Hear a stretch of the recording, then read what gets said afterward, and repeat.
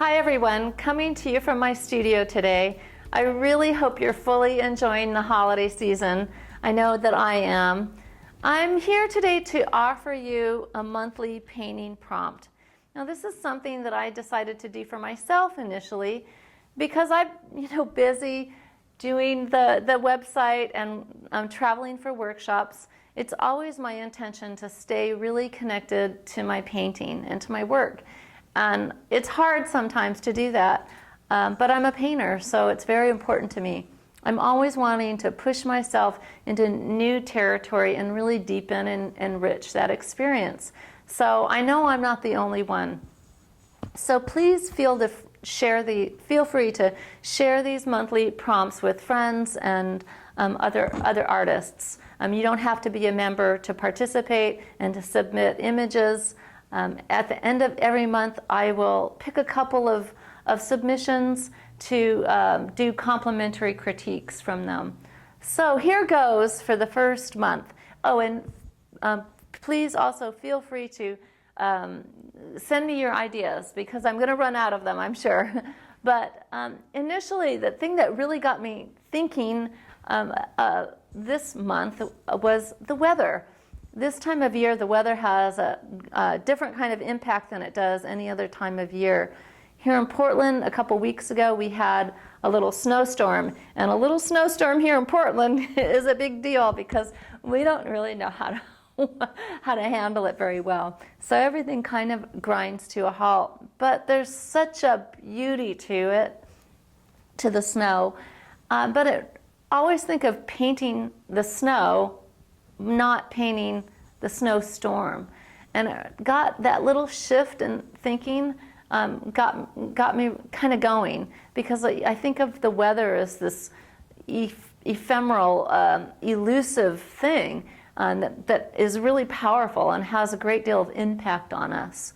And that the weather it pervades the landscape, and it often those curtains of atmosphere and layers of atmosphere that happen with fog coming in and rain and wind, and it's just a little kind of different thinking about it than perhaps the seasons or the time of day. So I think it's an interesting thing to try to paint, that kind of elusive quality. I also think about painting the space between the elements in our painting, that atmosphere. And then we want that sort of poetic, atmospheric quality, I think I do in my landscapes.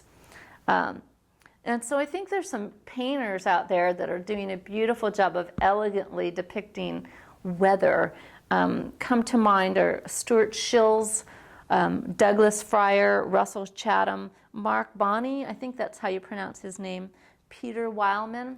So take a look at those guys. I know I will be looking at. I love to look at other painters, see what they're doing, and see if there's little tidbits that I want to try to get into my work. But while I'm doing that, I'm also hoping to dig into that well for myself and fine-tune my own voice as a painter through that. So as when I did my variation series, which I maybe some of you are familiar with, I gave myself some pretty specific guidelines. And those guidelines were great because they're things that I had already decided before I even got into the studio.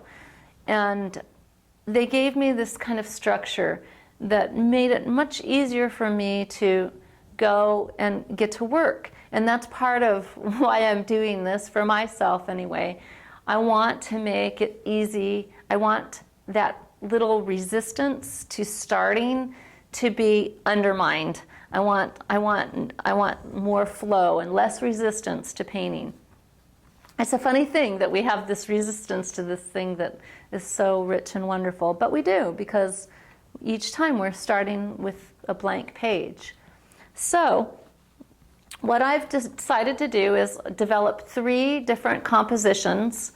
3 because I might get bored, I might not, so I might only stick with 1 or 2, but I'm going to develop 3 simple compositions with 3 to 5 strong shapes in each one.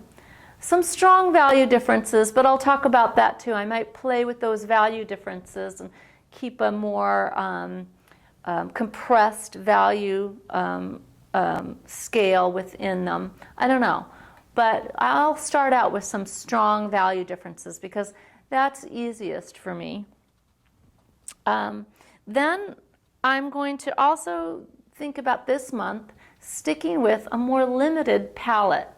And I want to do that because I think of, you know, the winter time as being kind of a compressed and more limited palette. More grays, more muted colors, chromatic grays, muted colors, just everything kind of more limited. In the summertime this year, I did a whole series of paintings that were really bright, bold, just really chromatic colors all across the spectrum. And that was super fun and I loved it.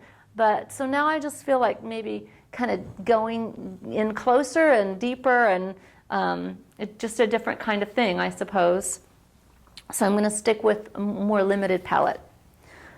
The other thing that I'm going to do is I'm going to work in a consistent proportion and size. I haven't quite decided what that's going to be yet, but I'm going to be consistent in that so that each time I come out here, I've already got that decided as well. So I've got the composition, the proportion, and the size already set to go. And what I'll probably do is get paper all prepared so that I don't even have to think about that. So each morning when I come in, I'm all set in terms of that.